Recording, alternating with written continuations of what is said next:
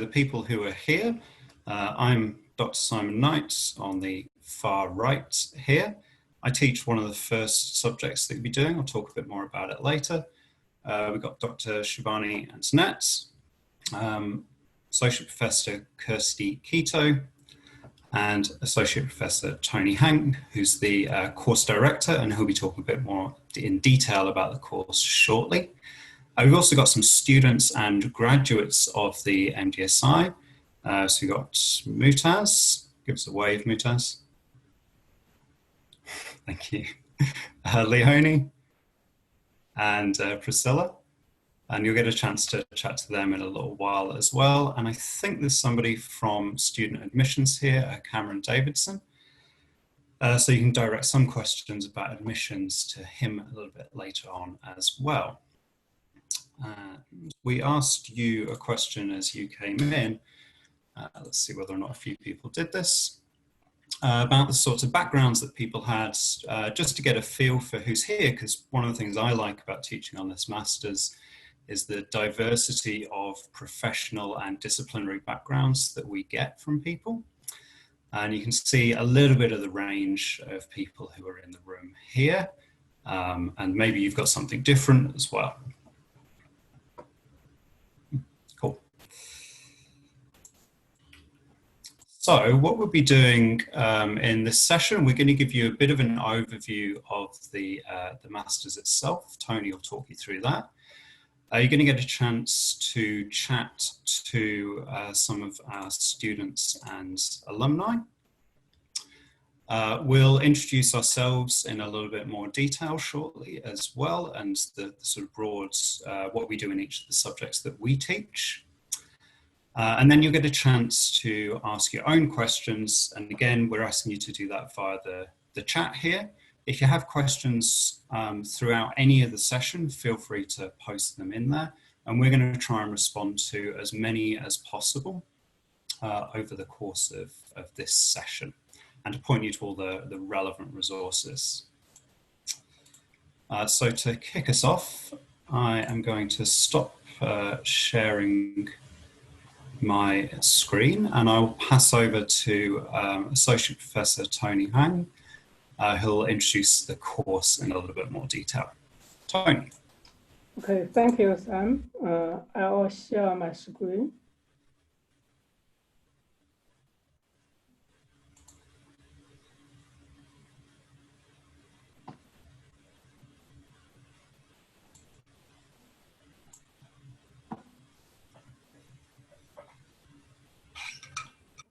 Okay, hello everyone. I will be briefly introduce our Master of Data Science and Innovation Program, or MDSI, to give you an overview, things like why choose MDSI, key benefits, course structure, and how to apply. So this course is about learning data science. And data science is a multidisciplinary field requiring knowledge and skills from math and statistics, information technology, and business intelligence, and so on. Further, in order for you to handle data properly, you will also need to have knowledge about data ethics, privacy, security issues. So why is the data science course good for you? This is because data scientists are required by almost every industry, ranging from finance, healthcare, manufacturing, telecommunications, retail, to IT industry. As you may already know, the data that we collect and need to deal with on a daily basis have become increasingly large and complex. Therefore, there is a very high demand for data scientists in the market. So to be a good data scientist, you will need to have both hard skills and soft skills. For hard skills, we mean the programming, machine learning, math and statistics, data visualization, data engineering, and so on. And for soft skills, you should be able to understand, for example, the business and its special needs, know what organizational problems need to solve, translate the data into results that work for the organization. And also other skills such as communication skills, teamwork skills, and also curiosity for discovery of new insight. So data scientists should have a right combination of both hard and soft skills to be creative. And our MDSI program is specifically designed to help you to achieve exactly that. So to be more specific, why you need to study MDSI at UTS? The MDSI is the only transdisciplinary data science degree in Australia that has creativity and innovation components. The course curriculum and the subjects are specifically developed for data science and regularly reviewed and updated to keep up with the changing needs of the students and the job market. Not only that, the course curriculum and the subjects are developed in collaboration with our industry partners and are taught by current working professionals and quality academic staff members. Throughout the learning process, students will have abundant opportunities to work on real-world projects with actual data sets and problems to solve. These are provided by our unique industry partnership program. So when you graduate, you are industry ready. So industry partnerships and engagements are a core part of the MDSI program. We have strong industry links. Throughout the study of the program, you will have a chance to work with industry partners for capstone projects and also say industry engagement in individual subjects for smaller scale projects and hackathon style assignments. Also through the industry partnership, we developed the course with the input from our partners. We invite working professionals to teach and give guest lectures. Students also have internship and work placement opportunities to work in the office of our industry partners, such as National Heart Foundation and Orange Energy.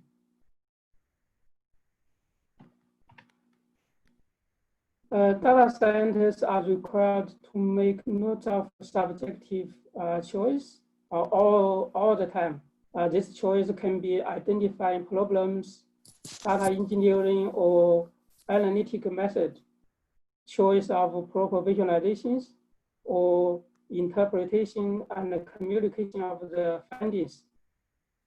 As I mentioned previously, MDSI is the only transdisciplinary data science program in Australia that has creativity and innovation components.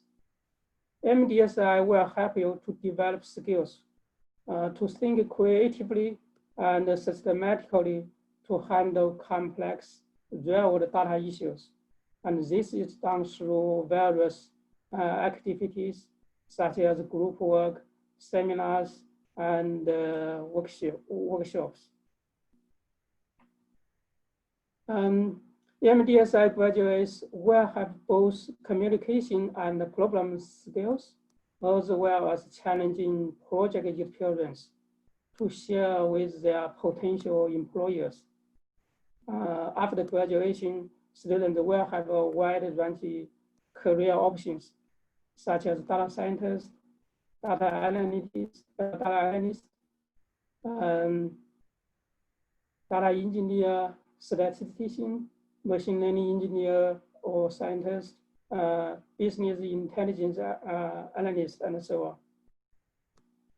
So you have a range of career options after MDSI.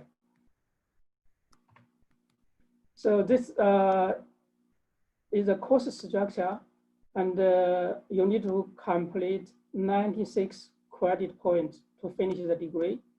And this includes 56 credit point core subjects and 40 credit point elective subjects. So the core subjects are offered for you to learn core data science skills, build real-world project experience, and develop ethical thinking on big data. And as you can see on the right-hand side, we have elective subjects. And the elective subjects can be selected from specific data science related optional subjects, and also can be selected from across university faculties. As you can see, this course structure is flexible and will enable you to pursue your own particular interests and expertise.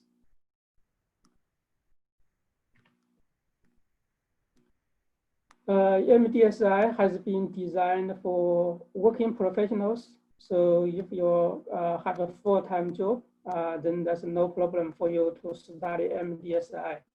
So classes are usually held after 5:30 p.m. during the week, and during the day on Saturdays. And it can be complete 2 years full-time and 4 years part-time. And if you like, you can you may check online using the link we provide here to get an idea of how MDSI classes are scheduled. You just go online using this link we provide here, and you will find out how classes are scheduled. So yeah, MDSI is delivered via a blended mode, which means that there are classes held on campus where students get the opportunity to network and learn from our renewed academics. And students are also expected to use online content outside the class to study individually or in groups. MDSI also uses the authentic assessment. This means that the assessment is based on your performance in applying what you learned in class in real-life settings for assessment tasks. And there are no exams for MDSI. So these are admission requirements. You need to address all the following three requirements. So you will need to have at least a bachelor level degree, and this degree will need to be a specific data related field, such as IT, math and statistics, physics, economics, and finance. And also you will need to have at least 3-year work experience to meet the entry requirement. However, if you do not have the required degree or work experience, you are still encouraged to apply. And in this case, you just need to include evidence of your prior learning and demonstrate your capability with quantitative data skills in your application. So you can submit a CV or personal statement and other evidence to demonstrate your data related skills. If you want to know your tuition fees, this is where you can find the information about your course fees. So you go online, have some related information, and specify the Master of Data Science and Innovation course, and you will find out the course space. Also remember, if you are UTS graduate, if you are UTS alumni, you will have a 10% discount on tuition fee. So how you apply? Remember, the applications for spring 2020 close on 12th of July 2020. So before you apply, you need to prepare some documents about your qualifications, about your work experience. And if you do not have required qualification and work experience, you also need to have a CV and a personal statement to indicate your data skills. And then you can go online to complete and submit your applications. Remember, the processing of your applications may take between 1 or 2 or under 3 weeks. So just be patient, and you also can contact us if you want to know whether your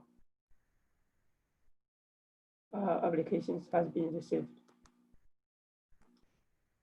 I think this is all from me. Thank you.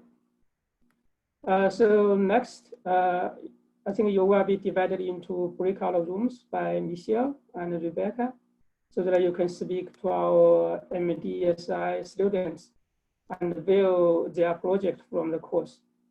You will be in break room for about 10 minutes before you come back to the main room. So this is all from me.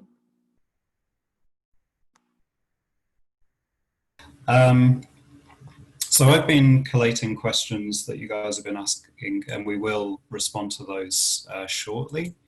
And hopefully you've just had a chance to hear a little bit about some of the projects that the students have been working on. If you want to ask questions of them in a bit, then you can as well. And there'll be opportunity at the end of the session to talk to them too. And now we're just going to introduce ourselves a little bit before we open it up for Q&A. And as I'm on mic, I might as well do me first. So I'm Dr. Simon Knight. I have a background in philosophy and psychology. If you did the Menti, then you would have seen my answer was the first one there. And then went into education and thinking about how we can apply data and learning, data science approaches to learning contexts. So trying to understand how we use online interaction data that we can capture in rooms using sensors, or these sorts of things. And in particular, in my case, how we can use student writing to understand how well students are learning, what they're learning, and support them to do that better. And I teach the first subject that most students, not all students, but almost everybody in the Masters do, which is data science for innovation, which is all around, well, what are the opportunities for the use of data science to tackle challenges across different kinds of sectors, so those innovation opportunities. And we get you working with data. We kind of ease you into using some of the professional tools of data science, and also thinking about that wider context of innovation and impacts on society and on the different professions and so on. So I'll leave it there and just hand over to, can I pass to you, Shibani? She'll introduce yourself. Sure. Hi, everyone. I'm Dr. Shibani. I'm a lecturer at the faculty, and I teach into MDSI for a few semesters now. And I coordinate one of, so my background is in computer science, and a lot of my research is around the area of text analytics and applications of those in education, particularly artificial intelligence in education and learning analytics. And in MDSI, I coordinate the iLab Innovation Lab projects, which are the capstone projects where students work with industry partners on real data sets and work on real projects and produce outcomes at the end of the project by working together with them. And I also teach in some electives, so data science practice, which is a technical subject, which teaches some of the programming and SQL concepts and so on. So yeah, so that's about me, but I'm happy to answer questions along this areas in the later areas of this chat. And I'll probably pass this on to Kirsty. Hi, I'm Kirsty Kitto. So I'm an associate professor and I'm based in the Connected Intelligence Centre, which is a sort of a specialist centre at UTS where we try to use data to help the we help the university to use data more effectively. So we do a lot of work around learning analytics and sort of gradually moving the university into a very data intensive modality. So work with a lot of teams across a lot of different bits and pieces of the university. I teach into the MDSAI, I teach statistical thinking for data science. And so this is one of the first 3 subjects that you do probably after Simon's subject if you're doing a part-time load, or maybe concurrently if you're doing a full-time load. And what we do in that subject is, while Simon's easing you in nicely and gently, I chuck you in the deep end really quickly, and we start learning how to solve real data science problems right from the beginning. So you're learning R and you're solving problems around accessing data using APIs and collecting data and munging data and discovering all the things that go wrong with that. And then moving on, I see Priscilla laughing at me because she's been through this experience. And then you go on into trying to solve in a team of your classmates a real data science problem using a very complex data set that you've assembled from, you know, a very authentic scenario. And then you move into much more advanced methods that you can apply to that same data set in a second data science cycle when you're working individually using some much more advanced statistical methods. So this is a good example of the kind of multiple pathways that we have as students come into the MDSI. We assume people have a fairly reasonable starting knowledge. So we start with regression. So we teach regression onwards. So we sort of assume that you have a bit of a knowledge of probability and statistics and things like that at the outset. And what you can do if you don't have enough prior knowledge is you can use some of your elective subjects to build up your knowledge before you come to this subject. And so that lets the more advanced students who've done a bit more mathematics or a bit more computing or feel a bit more familiar with the language R start earlier with these subjects, and the students who feel like they need a bit more time before they build up into these other like subjects can have a bit more time building up via their electives. So yeah, we get to solve real data science problems from the get-go if you're brave enough. And with that, I might pass you on. Who is next? Who do I pass you on to? Is it back to Tony? Yeah. Okay, thank you, Kirsty.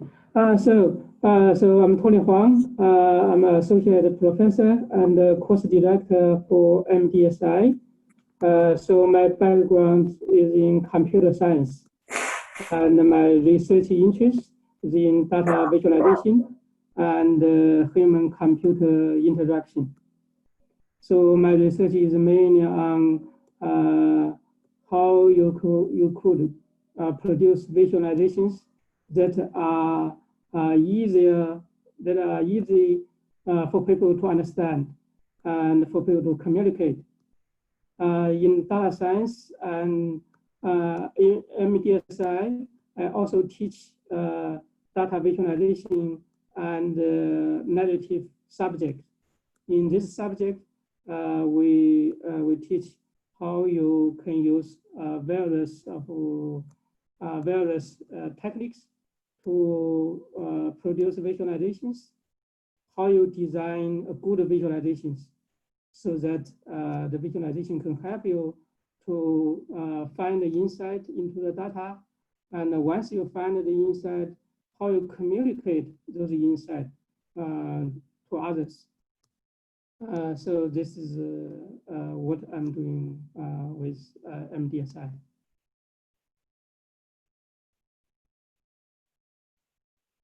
Who's next, Simon? Me again.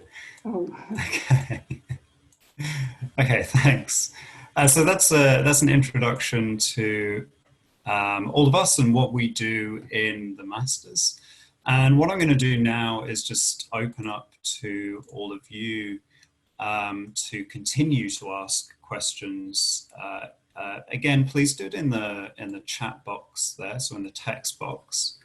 And what I'll try and do is I'm just going to respond to a couple of them whilst people are thinking, because people have been asking already. And then if there are questions that it makes more sense for somebody else to answer, so if you've got questions for the students, there are things at the whole course level, then probably Tony's the most appropriate to answer, etc. Then I'll hand them over to the right person. So there have been a few questions about whether you need to have a background in programming or statistics asked. And the answer to that is we expect you to have a sort of general understanding, being comfortable working with numbers. And the entry requirements set out some of the sort of core requirements for you. But if you're not sure about things, then you can get in touch with us and see whether or not your background, discipline and professional experience will be appropriate. And in terms of programming, we know that people come from a really wide range of contexts, and it's one of the things that makes the course really exciting to teach on. So we don't expect people necessarily will have expertise in programming or already be very advanced in statistical approaches before joining. That's why you're joining the Masters. You come to learn these things. So we'll guide you through learning some programming and some statistics. We particularly use R, and I think there's a bit of Python used in the course as well.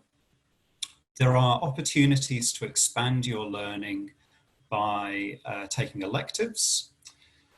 And there are electives across the university that you can enroll in. And we can point you to some of the great resources that are available, often freely, that can help to support your learning as well. And we can give structure around that. So I know that that's something that we all have done in our respective subjects. One of the things that you might take a look at as a really introductory thing, Kirsty and I have written a few free UTS-based courses that have a kind of an introduction to statistics, so ground you in the statistical knowledge you need to enter into Kirsty's subject especially, and thinking about personal data and what we can do with that personal data, so the potential for innovation, in a subject called What Does Facebook Know About Me? And I'll just paste the URLs for those into the chat here in case people are interested in that kind of introduction. If any of the rest of the course team want to jump in on anything I say, add context or correct me, then feel free to do so as well. Entry requirements, the best place to look is in the course guide, and I've just pasted the URL for that into the chat as well. As I say, if you're interested in studying the Masters, but you're not quite sure that your background fits, then do feel free to get in touch. We have had people from a very wide range of disciplines. We've had pharmacists, designers, and accountants, people who do have backgrounds in IT, analysts, etc., who have successfully completed the Masters. So it is certainly possible. There've been a couple of questions about the link into industry and accreditation of the Masters. On the specific question of ACS accreditation, no, it isn't accredited. But in terms of connections to industry partners across most of the subjects, we invite guest lecturers in, including alumni of the course. A lot of the data sets you'll work with throughout the course will be in partnership with external organizations and companies, not necessarily IT companies, but companies that have real data science challenges.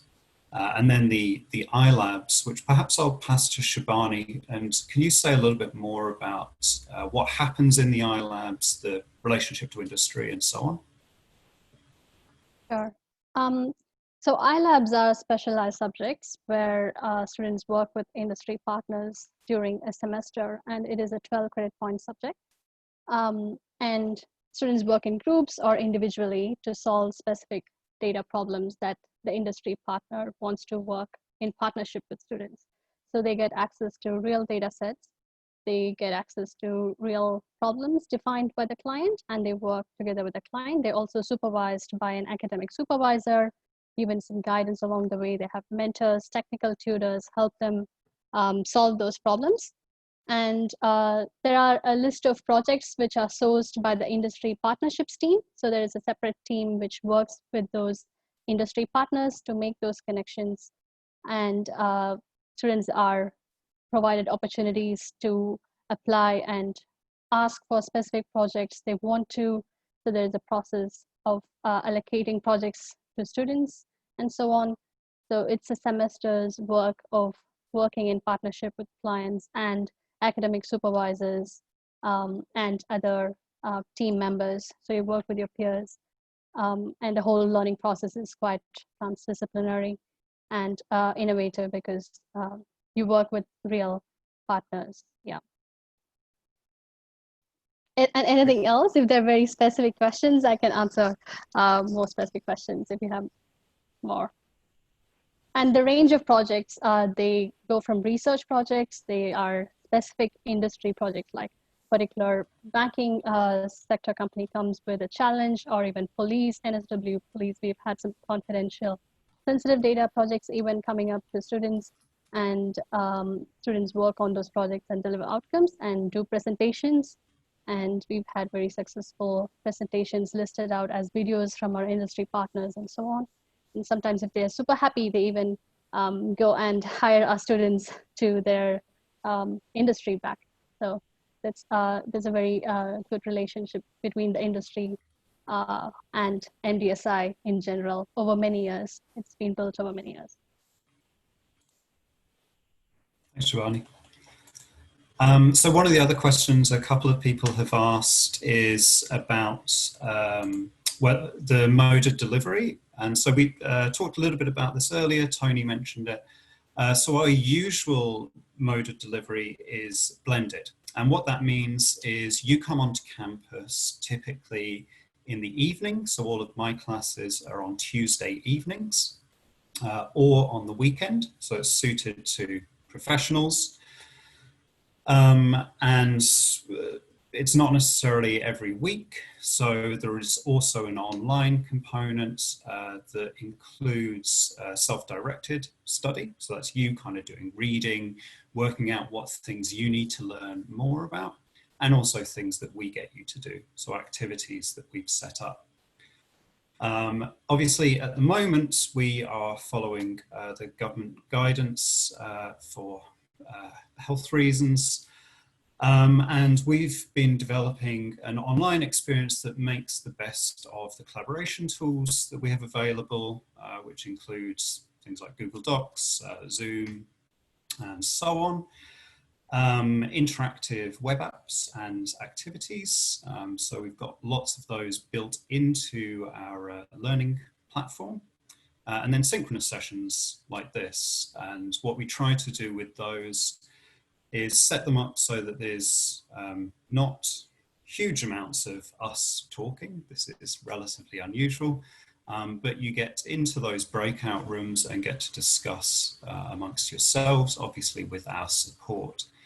The other relevant question on that was about the class sizes, and those range from, let's say, around 30 through to around 60.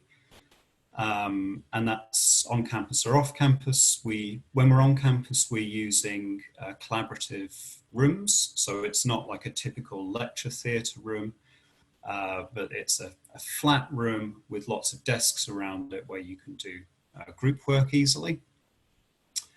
And then we'll put people into those groups so that you can interact over the course of semester, and we actually build a really nice community through the Masters. So I'm just going to flick through some more of these questions. In terms of specific electives that you can choose and whether or not there's a list of those, Tony, can I pass that question to you? Yeah, so in this program, you have a choice of 4 electives. So you can choose up to 4 from across faculty. So to build your own expertise. And we also have a list of subjects that have been chosen by previous MDSI students. We have the list of subjects online. So you can have a look. And in the future, we are gradually build those lists and into the student enrollment system, so you can just choose enroll yourself.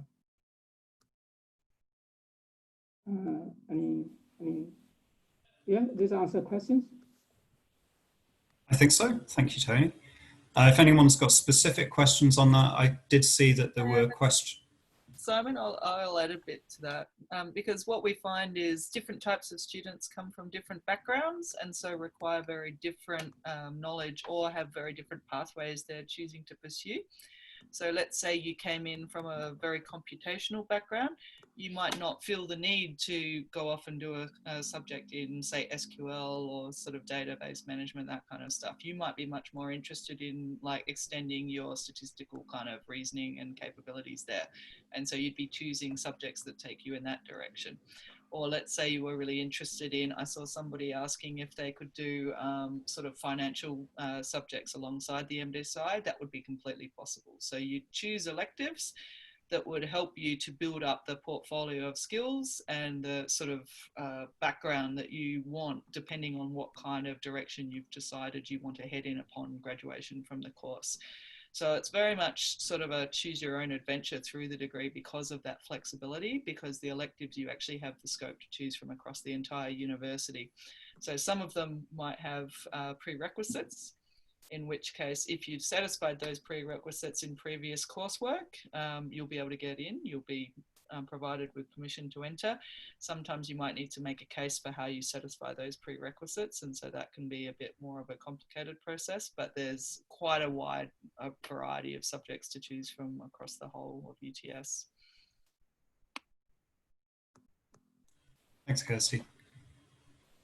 There's a question on assessments, Simon. So because we mentioned no exams, there's a question on how are they assessed. So I think that's a very good one. Yes. Yeah, it's a great question. So one of the great things about teaching on this Masters, and I think about learning on it as well, is that there are no exams, and that's because we actually care about the way that we assess you and think about it quite a lot. Through all of the subjects, except for possibly some electives that are in different faculties, what you'll find is that we have created tasks that try and give you an authentic experience of the sorts of things that data scientists do. So for example, in Data Science for Innovation, there are 2 key assessments that we build up through the whole subject. The subject is designed to help you to do them, so you don't just get to the end of the whole semester and then have to push out an essay and it's a bit disconnected from what you've been studying. It's really structured through the whole thing. First one is writing a discussion paper, which describes innovation in a particular sector. And in fact, I can share some of these with you because we've actually tried to do this so that people build up their professional portfolio through completing the assessments in the Masters. And so I've been encouraging my students to share their analyses of innovation in their particular sectors there. And you can see the kind of range of backgrounds that people have as well. And then the second one is a report. And of course, you've seen some of these in the breakout rooms just before as well. Did any of the rest of the course team want to say anything about your assessment structures?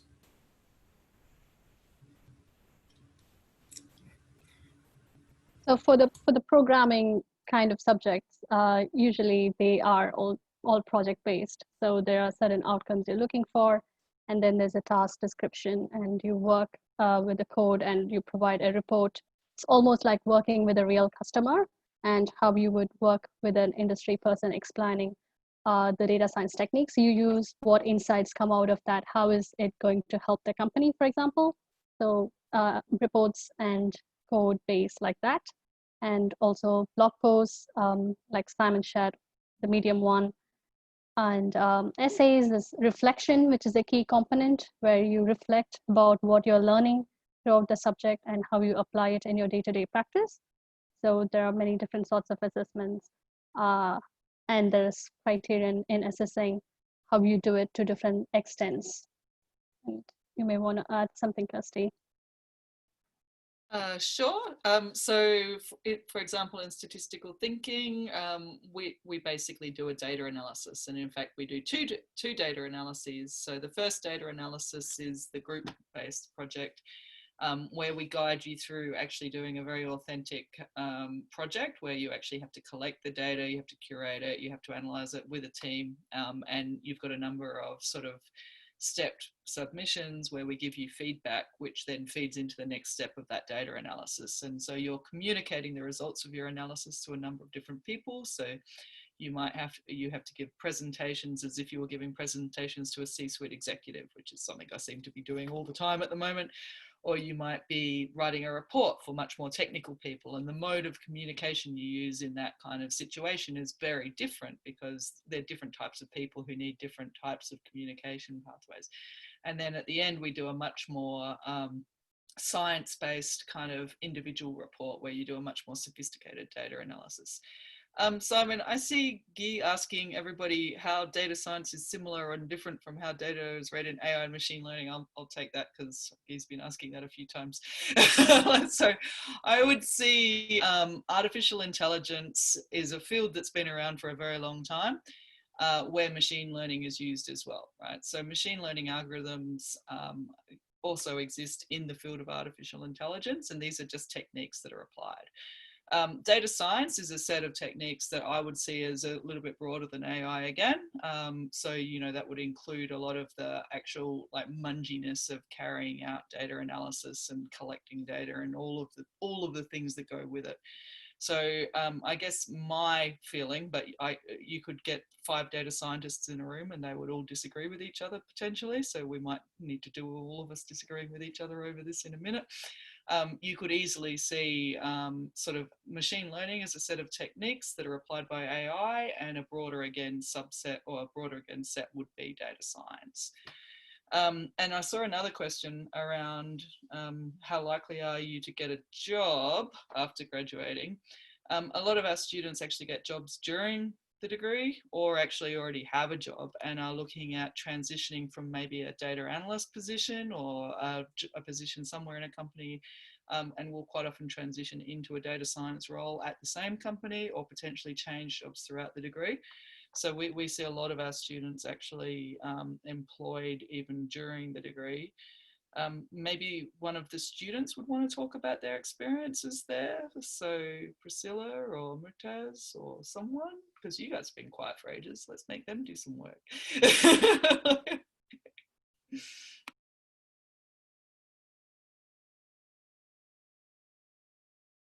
I guess you're looking at us, right? What do you want me to present? how did you, what was your pathway? When did you get a job in data science, and how would you see yourself as going there? I have a slide on that, but I'm not going to share my slide now. So probably like because I shared some of this in my breakout. I come from the IT industry. I'm a solutions architect, and but before joining MDSI or enrolling in MDSI, I started doing a lot of data related projects and working with data scientists, and that's when I decided I want to actually start doing this stuff, and started my studies at NDSI in 2018. So this is my third year, and probably the final year, and hopefully by end of this year I'll be finished. Like I've learned a lot. I guess on the point of electives, I also picked my electives in a way that it kind of covers areas of interest to me. So I'm focusing a lot more on things like stats and math in this area. Like I come from a software engineering programming background, so that area is not an issue for me, but I needed to get stronger in other kind of stats and math type subjects. Yeah, I don't know if there's anything else I could share, unless someone has a question or someone else wants to share. I'll share my background. So prior to MDSI, I was working in the finance sector, working in credit risk management. So I was building capital models for banks, and I went into MDSI wanting to broaden my toolbox of data analytics and data science tools. And I got so in depth in the course that I decided to go and do a PhD afterwards. So that's what I'm doing now. Hi.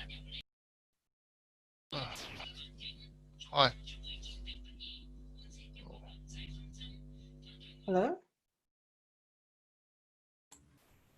I've just muted somebody. I apologize if you wanted to say something. It sounded like probably not. If you've got a question, obviously do feel free to just post it into the chat there. And thanks, guys, for speaking about your experiences there as well. I'm going to pass one more question to you, actually. A couple of people have asked about the hours of study required and what the commitment is. I can give you the formal answer, which is that if you're taking 3 subjects, which is a full-time load, then it's the equivalent of doing a full-time job. So you're looking at sort of 35 to 40 hours a week, and you can divide that by 3 for each individual subject. Obviously, it varies throughout the semester. So there are peaks and troughs in that. And then I don't know whether Priscilla, Leonie or Mutaz, if you want to say anything else about how you found managing the workload.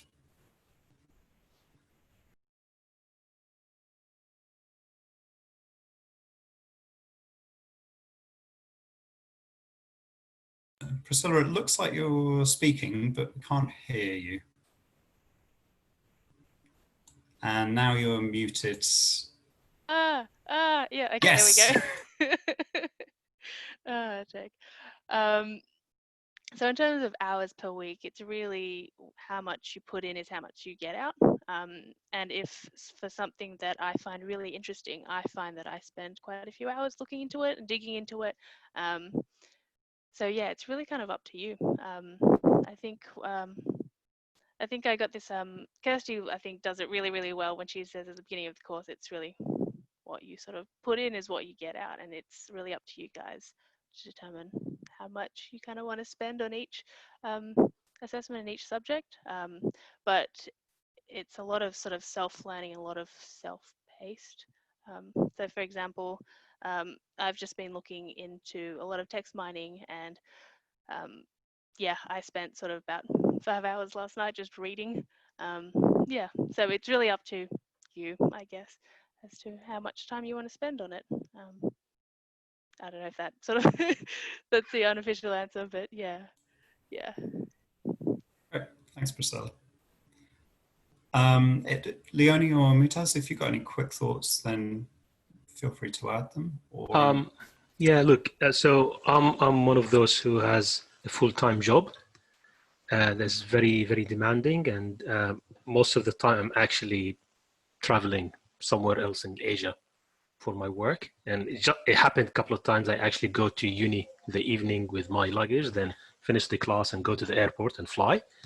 I finished a lot of my assignments at airport lounges and did a lot of the reading on the airplanes. So I guess my point is, it's a choice. Okay, there's definitely a sacrifice, but in my strategy was to use every possible hour to do something. Okay, so which meant for me, when I'm not working, I'm studying, and again, like, it depends how deep you want to go in any subject.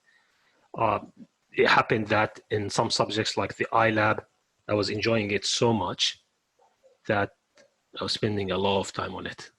So I guess it depends. thanks, Mutaz. Just the question about recording of lectures. We typically don't record them because we don't really give lectures.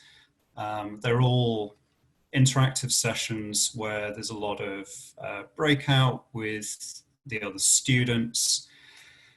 Obviously, we do a mixture typically of being online and in the rooms, and the rooms are not really set up to foster the kind of activity that would make sense to be recording. One of the advantages of having things online is that certainly I know for my subject, the structure that means you develop around still creating interactives and group stuff, but it all being there should mean that you can catch up.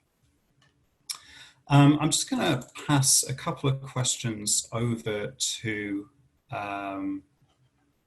our colleague from admissions. So a few people had asked about transferring credit from another course, about fees, and then about the English language requirements and any things around that.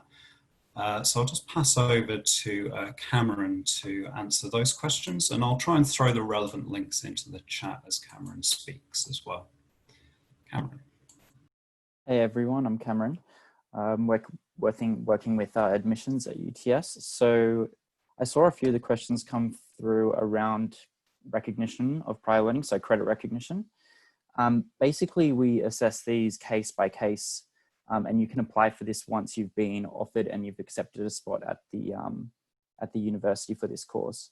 So we have a link there, which I think Simon will post for you. And basically, this is going to explain the whole process. You can grab a form from that page, and essentially you fill it out and match it with what subjects you believe to be equivalent at UTS. That's submitted thereafter through the student center or online through our inquiry system known as Ask UTS. I'll see if I can grab a link for that, and I'll post that a little bit later. But basically, it's best practice to look at our UTS student handbook and see what subjects are within our course and what subjects you have already studied, and see if they kind of match up. I'll also provide a link for that if I can grab one. That's going to be the same for everyone. We don't offer any pre-assessment, so we can't tell you what to expect in terms of you're going to get this credit, because it's got to be assessed by subject coordinators for each subject. Ultimately, the decision comes down to them if the content is similar enough. I think the next question we had there was, what was that next one? Transferring masters. Oh, that was credit recognition as well. There's one about cost.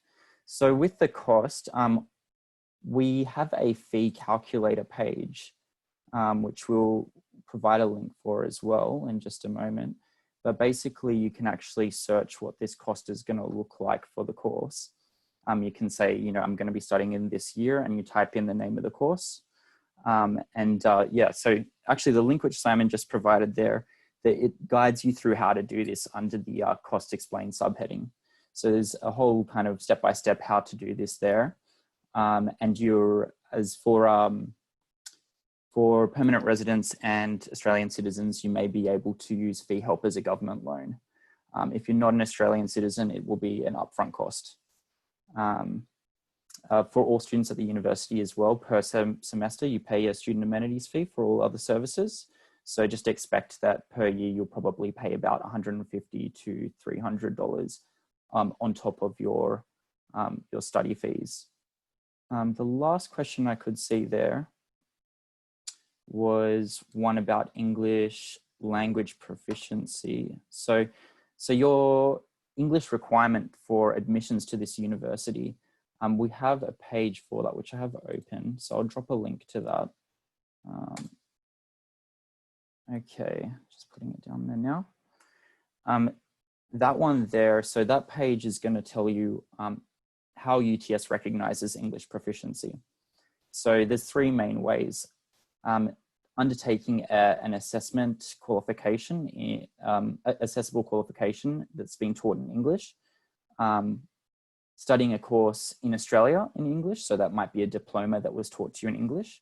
So these are modes of us recognizing that you are proficient in English language based on previous study, and that's a permanent recognition as well. So if you've done that before and you're coming and you're wondering about English requirements, you don't really need to worry so much about that, so long as you can provide those documents that you've completed that.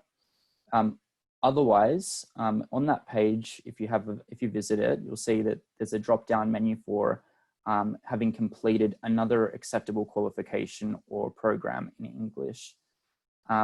This is going to be your IELTS. Yes, somebody just said IELTS. We do accept IELTS. However, June 2017, I believe it's valid for 2 years. I'm pretty sure. I will confirm that. But yes, there's a list there of all of the other ones that we accept. And also we list the marks that you have to achieve. If you're looking for a provider of IELTS, basically UTS actually can offer that as well. You can apply to do an online IELTS as well. So simply Google UTS IELTS, it'll take you straight through to that. That's basically all I've got to answer those questions. I'll grab a couple of links for recognition of prior learning, so that will help you with assessing your subjects. So I'll provide a link to the UTS handbook, and also I'll provide a link, or I'll get some information on that English, that IELTS test that you've asked about, Pablo, and if the 2017 version is still valid. But yeah, if there's any other questions, please post them through. But I guess for now, I'll hand it back over to Simon. Great, thanks, Cameron. I'm really mindful of the time, and it's fantastic that we've had so many questions, and thanks to people for sticking around. I know that people will be leaving, and in fact, I also know that I need to leave fairly soon. So I want to say thank you to everybody for coming along, and Beck posted earlier an email address that you can contact, which I will just repaste in here if you do have further questions, and we'll certainly try and answer those there. So that's the innovation@uts.edu.au. Do take a look at the course handbook as well, which has many of the requirements for the course. And as I said, if you're not sure about any of those things, then you can get in touch with us and we can guide you through whether or not you meet the entry requirements or not. Now, so applications are open for the spring session. Spring session starts on July 27th. That was one of the questions that we had earlier. And the applications close on July 12th for domestic students. And again, you can find those key dates on the Masters website, which is this one. And I am going to wrap up there and pass over to Beck or Michelle, I think. I think you'll have an opportunity if you want to chat further to the students who are here. So if you want to chat to any of the ones that you didn't get a chance to talk to before, then now is the time to do that. And I hope to see some of you in a month and a half now, it's getting close, in Data Science for Innovation. Thanks for coming. Oh, brilliant. Thank you, Simon. Thanks so much for that. And sorry you had to run off.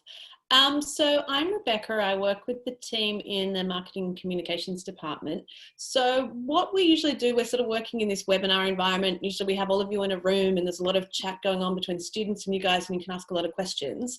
What we're thinking now is, in lieu of that, because we can't do it, we could do some more breakout rooms if people were interested, and just throw to the students.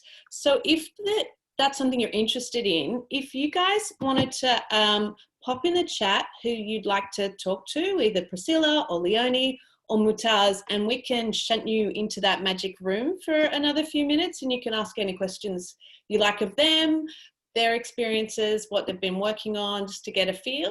So is there anyone that would be keen to do that? If you just want to write in the chat, if we get a bit of an idea, we don't have to do it. It's just, we really wanted to give you the opportunity to chat to people in a way that isn't necessarily as broadcast based. Oh, it says yes. Anyone else? We can definitely hang around after the event and these guys can just sort of chat here if you guys would prefer. Oh, thanks, Joanna. It's been so great that you could join. Erica, great. Maybe we could just, I mean, there's only a few of us. The other thing we could do is just ask some questions here for maybe 10 minutes if you want to like turn on your mics and have a chat. Would that work? I'm seeing a yes from Priscilla. Leonie, are you keen? Mutaz? Okay, cool. So, Erica, did you want to can we throw to you guys? Maybe Alex first, if you want to turn your camera and ask a question. Hi everyone, my camera is unfortunately down at the moment, but my sound is luckily up and running. I had a question for Mutaz. I was wondering, what was your project on and what was most intriguing about the data science? And how do you find it more beneficial to take the data science here in relations or in contrast to the other data science at other universities? Cool. So just gonna repeat the question, make sure I got it right, because the voice quality wasn't great. So your question is about so your question is about my project. Is that correct? Yes. Okay. So I'm assuming you're referring to the iLab project. Yeah. Okay. Cool. So my iLab project. I picked a project where I was working with a couple of researchers in the physics department here at UTS. In their research, they do materials science. Okay, so they were looking for efficient ways to do computations on materials science, which turn out to be something that's really hard but beneficial if they can solve that problem. They used machine learning and neural networks to kind of substitute some of the traditional computation techniques that they use, which previously they used to run on national supercomputer to be able to execute and get results.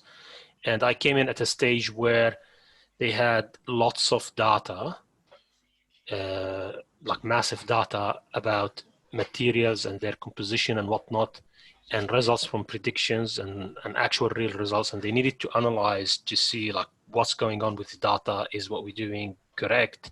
Are we getting valid results and whatnot? Again, mind you, this is a research project, so they don't have a specific thing that they want to find. They're like exploring and trying. So I came in to help them in that area.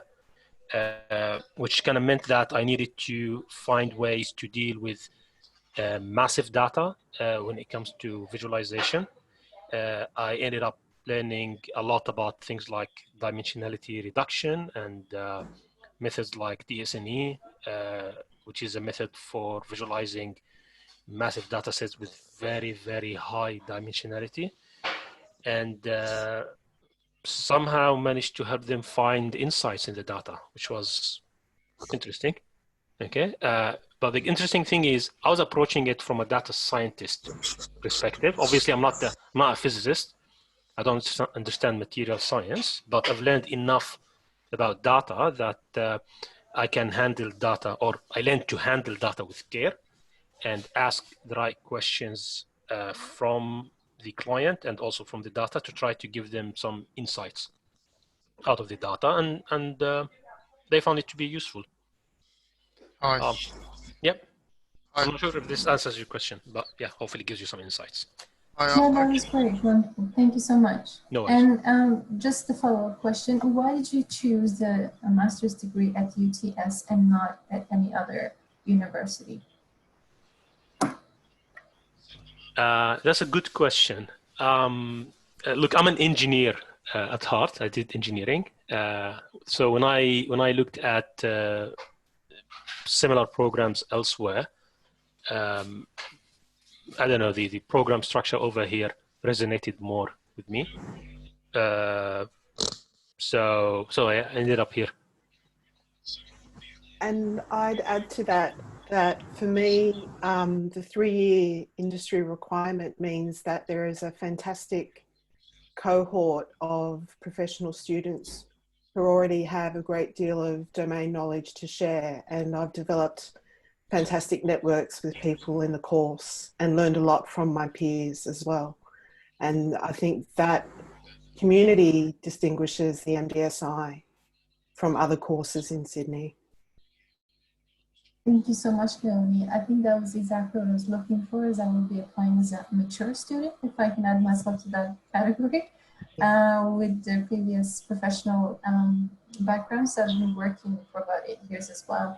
And it's important for me to have that broad range of professional students that will be adding to the study experience. Thank you so much. That was very valuable. Thank you. Frederica? Yes, I was just wondering, how come you don't have exams for the course? Does it, if I'm doing a course which is have exams, does that mean that we were slightly disadvantaged? Like, why don't you have exams? I'll answer that. So exams are fairly well established in the learning sciences as a pretty terrible way of teaching people how to learn. So I did a physics degree in my undergraduate degrees, and in fact went the whole way through to a PhD in theoretical physics. And I used to not do any work at all for the entire semester, sit down maybe a week out from my exam and rote learn everything and ace my exam, walk out the door and not know anything afterwards, okay? It's a terrible way of learning. And so basically the MDSI has been constructed by people who really understand how you learn, and in particular how you learn to address a very complex field like data science, where there's a lot of like line walk judgments that you have to make and creative kind of insights that you need to draw, like Tony was talking about. And that is something that you learn by doing. You don't really learn by, rote learning and kind of methodologies and applying them. Now, if you're choosing an elective that has exams, that still counts, that's fine. But what you'll find is you learn much better by actually doing data science from the beginning, rather than kind of learning in the abstract and then hitting the real world and kind of throwing your hands up and kind of. You basically go into class and the assessment start where, like in a class environment. Yep. Right. So you're working on your assessments the whole way through. The Thanks.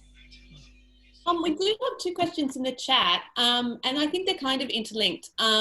One of them is around job search and assistance from the university. So the university broadly has a fantastic career service that has a lot of seminars and gives a lot of extra support to students, postgrad and undergrad, in terms of helping them get jobs, in terms of tidying up their CVs, looking at their LinkedIn profiles.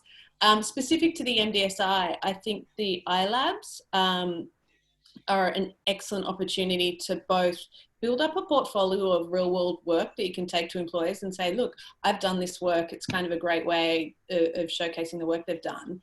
And the second question was around asking the students what they think differs from the MDSI to other courses in data science, particularly those overseas. I can say from other info nights where I've spoken to, and some of the welcome sessions with students from overseas, to say, oh, it's interesting you've come from Brazil or from China or from the US.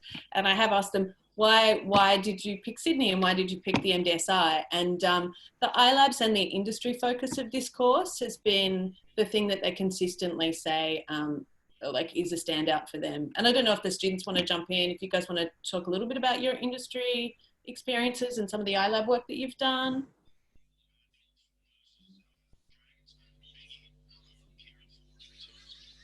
I'll jump in. I have in my iLab, I did a project with CSIRO, the CSIRO, and their Data 61 unit. And it was looking at modelling sediment load in the Great Barrier Reef. So I got to be part of a very small part of a very large project that had been going for many years. And so even though I was only a little chip, I got to see or to have some insight into how a big project, big data project works in data science. And those industry connections are just invaluable, I think.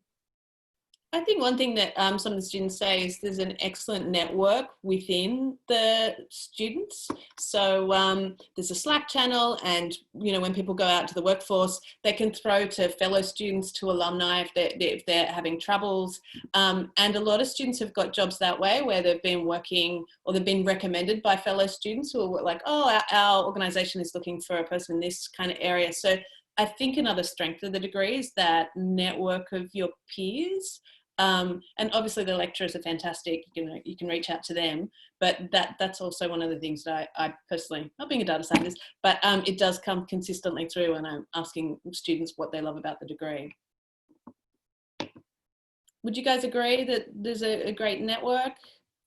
I actually have a meeting tonight with somebody who I met through MDSI. So it is a fantastic network that keeps you sustaining after your degree as well. We might wrap it up now, just as it's 6:30. Jennifer did just ask one question about related background. So we'll send through the details on the application, but basically you don't necessarily need to have, as just reiterating the earlier points, of background in programming or data science. You can put in your statement why you're interested in data science, your sort of experience in this area, and it'll be assessed on those elements. And yes, we'll aim to get the PowerPoint presentation across to everyone as well. So I did just want to say thank you to everyone who joined us today and who's still here half an hour after the webinar was due to finish. Thank you for all the fabulous questions. Thank you to Priscilla, Leonie and Mutaz for staying with us, and Cameron, our wonderful person from our student administration unit, and to Kirsty, Tony, Shabani and Simon, who wasn't able to stay. If you do have any questions, please feel free to drop us a line at innovation@uts.edu.au. Michelle or I will be on the other end of that email, and then we'll do our best to direct you to the best person to answer your question. So thank you so much again. We hopefully will see you soon, and hopefully we'll see you guys in person. So thanks to everyone, and I'll say good night and stay safe and well.